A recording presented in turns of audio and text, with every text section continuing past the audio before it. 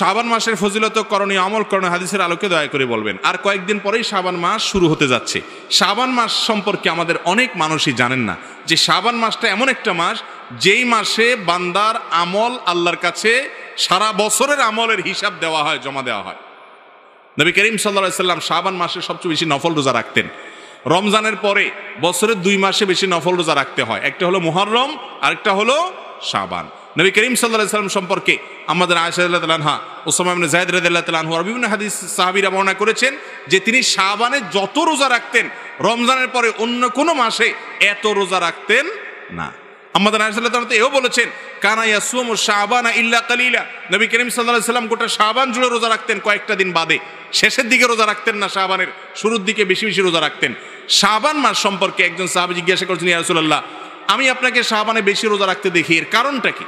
তিনি দুটি কারণ বলেছেন। 1 নম্বর কারণ হলো তিনি বলেছেন এই মাসে বান্দার আমল আল্লাহর সামনে পেশ করা হয়, ফেরেশতারা হিসাব জমা দেয়, সারা বছরের রিপোর্ট জমা দেয়। তো আমি চাই আমার রিপোর্ট যখন জমা দেওয়া হবে ওই টাইমটাতে আমি একটু আমলে থাকি, রোজার মধ্যে থাকি, যাতে করে আমার আমল নামা জমা দেওয়ার সময় আমাকে আল্লাহ ইবাদত অবস্থায় দেখেন। কোনো মালিকের ডিউটি করলে মালিক হঠাৎ করে এসে গেছে ইনভেস্টিগেশনে বা সাইট ভিজিটে, ওই টাইমে যদি কর্মচারী বা কাজের লোকটা কাজে ব্যস্ত থাকেন, মালিক ওই অবস্থা দেখে তার কাছে ভালো লাগবে। এই জন্য শাবান মাস নবী করিম সাল্লাল্লাহু আলাইহি সাল্লাম নফল রোজা বেশি বেশি করে রাখতেন। বান্দার আমল নামা প্রাত্যহিকভাবে সকাল সন্ধ্যায় 2 বার জমা হয়, সাপ্তাহিকভাবে বৃহস্পতিবার জমা হয়, আর বাৎসরিকভাবে জমা হয় কখন? শাবান মাস।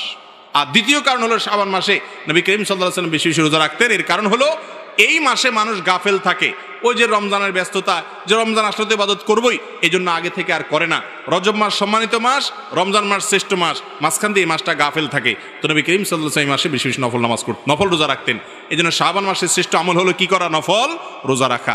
2-4টা করে শুরুর দিক থেকে রাখার চেষ্টা করতে হবে। আল্লাহ আমাদেরকে আমলের তৌফিক দান করুন। এরপরে প্রশ্ন হলো শবে বরাতের আমল সম্পর্কে কিছু বলুন কোরআন সুন্নাহর আলোকে।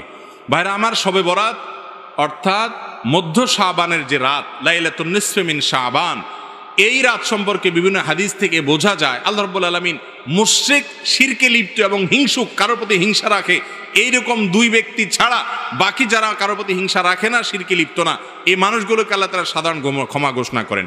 এবং এই রাতের ফজিলত সম্পর্কে অনেকগুলো হাদিস আছে।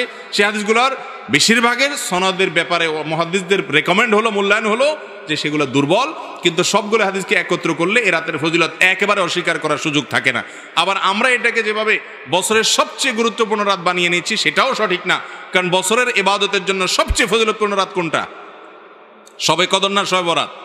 শবে কদর। তো সেটার চাইতে আপনি এটাকে যদি গুরুত্বপূর্ণ বানিয়ে ফেলেন সেটা অবশ্যই পরিত্যাজ্য।